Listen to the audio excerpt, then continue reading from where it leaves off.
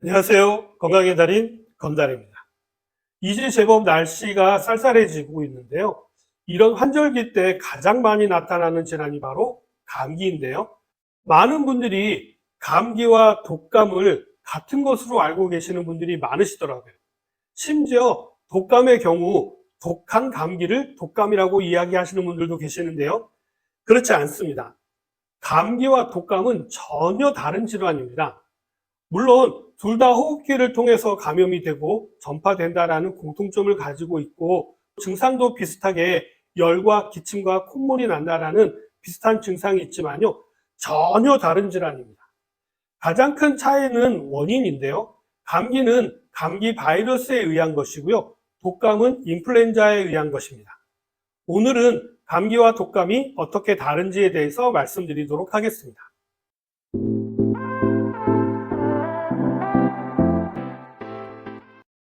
감기는요, 계절에 상관없이 언제든 걸릴 수 있는 질환을 말합니다.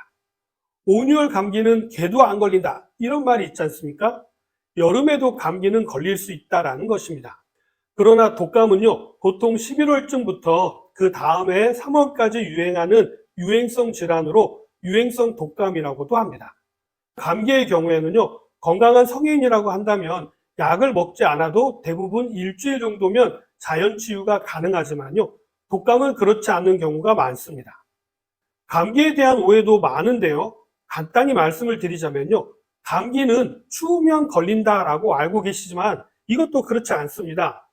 만약에 추워서 감기에 걸리는 것이라면요, 에스키모인들은 이미 옛날에 멸종되었을 겁니다. 많은 분들이 추우면 감기에 걸리는 것으로 알고 계시지만 춥기 때문이 아니라 온도차가 심해지면 면역력이 떨어지게 되어서 감기가 발생하게 되는 것이죠. 그렇기 때문에요, 온유월에도 감기에 걸리게 되는 것입니다. 요즘은 에어컨을 많이 사용하다 보니까 밖의 기온과 안의 기온의 차이가 많아져서 더운 여름철에도 감기에 걸리시는 분들이 많으신 것이죠. 두 번째로 오해하고 계시는 부분은요, 감기약을 먹으면 감기가 낫는다라고 알고 계시는 분들입니다. 감기는 치료할 수 있는 약이 없습니다. 감기약이라고 해서 처방되는 것이 해열제와 항염제 정도가 다입니다. 그래서 감기는요, 약을 먹으면 7일 안에 낫고요, 안 먹으면 일주일 만에 낫는다라고 하는 것입니다. 이러한 감기와 독감은요, 호흡기를 통해서 감염이 되는데요. 호흡기라고 하는 것은요, 숨을 쉴 때 외부로부터 공기를 받아들이는 통로 전체를 일컫는 말로요, 크게 상기도와 하기도로 나눌 수가 있습니다. 상기도는 코, 인두, 구강, 인후두, 후두를 이야기하는 것이고요. 하기도는 기관, 기관지, 폐실질로 구성되어져 있습니다. 상기도 감염은 주로 바이러스에 의해 나타나고요. 발생 부위에 따라 감기, 인후염, 부비동염, 후두염, 편도염 등으로 나타나기도 합니다. 감기가 바로 이 상기도 감염증, 특히 코를 중심으로 바이러스 감염이 발생한 경우를 이야기하는 것입니다. 증상으로는 주로 기침이라든지 콧물, 재채기, 발열, 인후통 등이 나타납니다. 감기는 한 2, 3일 정도의 잠복기를 거쳐서요, 3, 4일째의 증상이 가장 심하고 바이러스 분비도 가장 많아서 전염력이 높은 편입니다. 보통은 일주일에서 열흘 사이면 대부분 자가치유가 되지만요, 경우에 따라 더 오래 가는 경우도 있기는 합니다. 이럴 때는 폐렴으로 진행될 가능성이 있기 때문에요, 꼭 병원에 방문하셔서 검진을 받아보시는 것이 좋습니다. 감기는요, 1인당 매년 한 번에서 한 6번 정도의 빈도로 발생을 하는 편이고요. 성인들은 평균 2회에서 4회, 소아는 6회에서 8회 정도 발생하는 것으로 알려져 있습니다. 물론 개인 면역에 따라서 더 자주 걸리는 경우도 있죠. 수많은 바이러스에 의해서 감기가 발생할 수 있지만요, 그중 가장 흔한 바이러스는 리노바이러스인데요. 이 바이러스는 쉽게 변종이 만들어지기 때문에요, 약을 만들 수 없는 것입니다. 그래서 감기는요, 면역으로만 관리가 가능한 것이지 약으로 되는 것이 아니라는 이야기죠. 다만 약이 하는 것은요, 심한 증상을 완화하는 정도지 치료가 아니라는 사실도 꼭 기억하시기 바랍니다.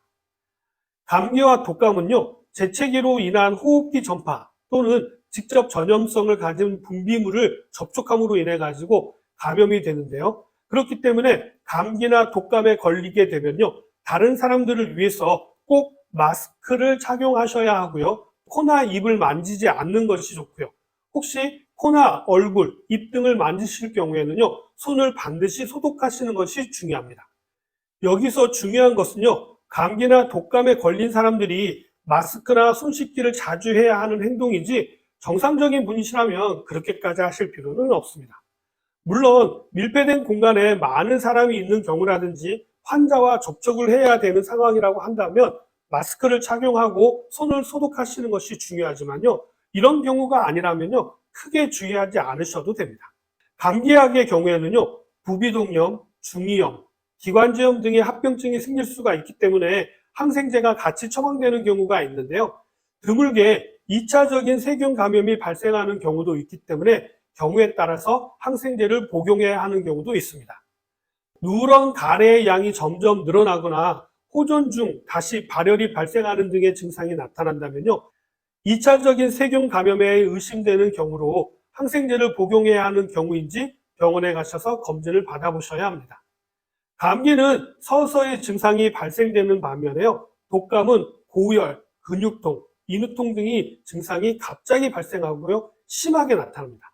전신쇠약감, 오심, 설사 등의 위장관 증상 등 전신 증상도 함께 동반되는 경우도 많습니다.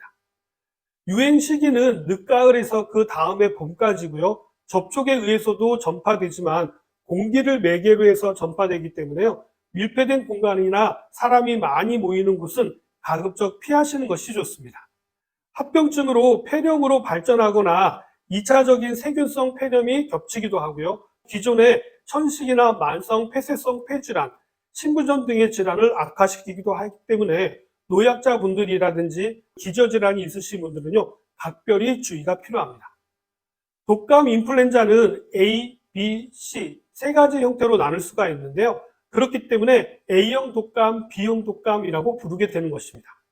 신종플루처럼 대변이를 일으켜서 대유행을 만들고 심한 임상 증상을 유발하는 것을 주로 A형이 많다라고 합니다. 독감의 경우에는요, 감기와 다르게 백신을 만들 수가 있는데요.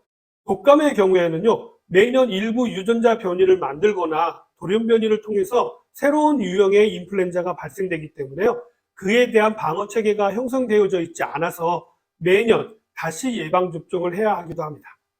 A형 독감 백신을 맞았어도요, B형이 유행하게 되면 백신의 효력이 나타나지 않을 수도 있어서 독감 백신을 맞았다고 해서 무조건 안심할 수는 없습니다. 그렇기 때문에 개인 면역 관리가 아주 중요한 것이죠.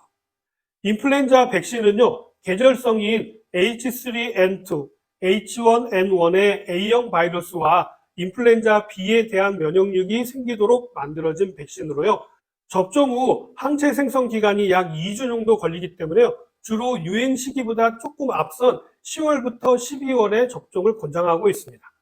백신의 효력이 약 3개월 정도 지속되기 때문에요, 3월까지 유행하는 독감을 피하기 위해서는 독감에 걸리지 않았다라고 한다면 가능하면 백신 접종을 늦게 할수록 유리한 부분도 있으니까 꼭 참고하시기 바랍니다. 독감 치료는 특별히 기저질환이 없고 건강한 경우 증상 완화제를 사용하면서 휴식과 충분한 수분 및 영양 섭취 등으로 대부분 호전될 수가 있는데요. 호흡기 질환 등 만성 질환이 있거나 나이가 많으시거나 어린아이, 면역력이 저하된 환자에게서는요, 타미프로와 같은 항바이러스제를 사용하게 되는데요. 항바이러스제는요, 증상이 나타나고 48시간 이내에 복용하는 것이 효과가 가장 좋습니다. 자, 오늘은 감기와 독감의 차이에 대해서 알아봤는데요. 좀 도움이 되셨나요? 그럼 저는 다음 시간에 더 좋은 내용을 가지고 다시 찾아뵙도록 하겠습니다. 감사합니다.